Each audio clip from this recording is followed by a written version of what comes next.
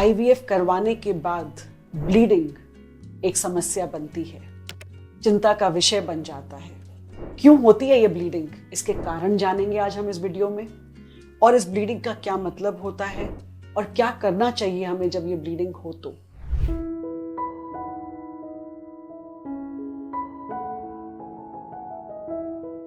किसी भी आईवीएफ के बाद अगर 5 से 10 दिन के बीच में ब्लीडिंग अगर होती है तो ये अक्सर स्पॉटिंग जैसे, मतलब थोड़ा सा दाग लगना या धब्बा लगना, इसका मतलब होता है कि वो प्रेगनेंसी इम्प्लांट हो रही है, वो यूट्रस की परत के साथ चिपक रही है। तो क्या करें हम इसमें?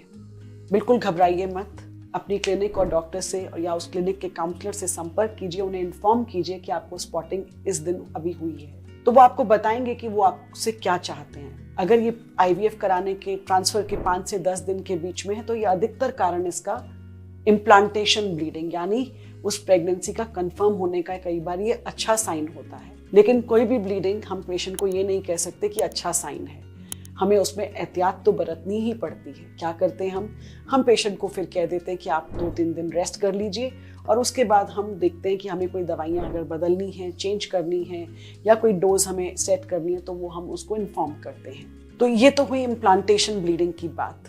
कई बार जब हमें हम आपको देते हैं दवाइयाँ, डॉक्टर्स द्वारा प्रिस्क्राइब की हुई दवाई ही आप लेंगे, तो उसमें प्रोजेस्टेरॉन एक वजाइनल टैबलेट्स या कैप्सूल्स होते हैं जो कि आपको शरीर में रखने होते हैं। तो उससे भी कई बार इरिटेशन होके बच्चेदानी के मुंह पे कोई घाव बन जाता है या कोई छिल जाता है, तो उससे भी कोई ब्लीडिंग या स्पॉटिंग जैसी चीज हो सकती है। तो उनको चेंज करके हम इंजेक्शंस कर सकते हैं या कोई दूसरा रूट दे सकते हैं प्रोजेस्टेरॉन के लिए, वजाइनल बंद कर सकते हैं। तो आपको अपने डॉक्टर को सिर्फ इन्फॉर्म करना है, डॉक्टर के पास ये इन्फॉर्मेशन होनी चाहिए। आप इसे इग्नोर करके घर पे नहीं बैठ सकते हैं। अब प्रेगनेंसी कंफर्म होने के बाद शुरू में अगर ब्लीडिंग होती है तो वो ब्लीडिंग किस प्रकार की है, क्या उसके साथ आपको पेन हो रहा है, क्या वो बिल्कुल फ्रेश रेड कलर की है या पुराने कोई ब्राउन कलर के क्लॉट्स निकल रहे हैं, ये चीज नोट करने वाली है। और कितनी ब्लीडिंग है और कब हुई, तो इसका पूरा ब्यौरा आप अपने डॉक्टर को देंगे। क्लिनिक में फोन पे बात करेंगे, जाने की आवश्यकता नहीं होती है। तो आपके हार्मोन्स की डोज, आपकी दवाई का चेंज करना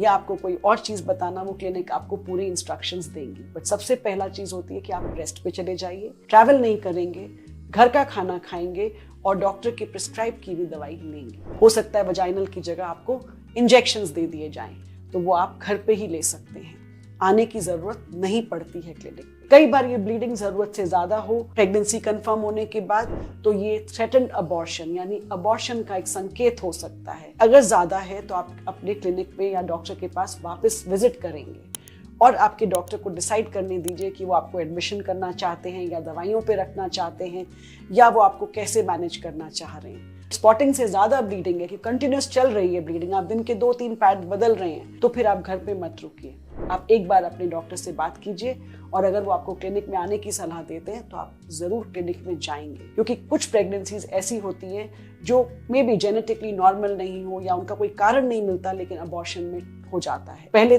ट्राइमेस्टर यानी पहले 3 महीनों में अबॉर्शंस काफी होते हैं। प्रेगनेंसी चाहे वो आईयूआई द्वारा हुई हो, आईवीएफ से हुई हो या वो नेचुरल प्रेगनेंसी हो, ब्लीडिंग इस टाइम पे एक अच्छा साइन नहीं होता है। अक्सर हम लोग जब ट्रांसफर करते हैं हम पहले सर्विक्स को देखते हैं कि सर्विक्स पे कोई घाव तो नहीं है, कोई अंदर यूट्रस के अंदर हिस्ट्रोस्कोपी इसीलिए करते हैं कि कोई पॉलिप तो नहीं है, बाद में कोई पॉलिप से ब्लीडिंग होती रहे या कोई सर्विक्स के घाव से ब्लीडिंग होती रहे, तो वो कंफ्यूजन होता है कि ये ब्लीडिंग किसकी वजह से हो रही है, प्रेगनेंसी की वजह से है या बाहर कोई ऐसा जख्म है या कोई घाव है जिससे हो रही है। तो डॉक्टर ने जरूर पहले देखा होगा आपको ट्रांसफर करने से पहले, प्रेग्नेंट होने से पहले, कि ऐसी कोई चीज तो नहीं है साथ में। लेकिन अगर ये ट्रांसफर के बाद की ब्लीडिंग है तो आप इसको इग्नोर नहीं करेंगे, नियमित तौर से दवाइयाँ लेंगे, क्लिनिक से इन्फॉर्म करके रहेंगे और उनकी सुपरविजन में ही अपना इलाज चालू रखेंगे। सो आई होप ये जानकारी आपके लिए फायदेमंद रही होगी।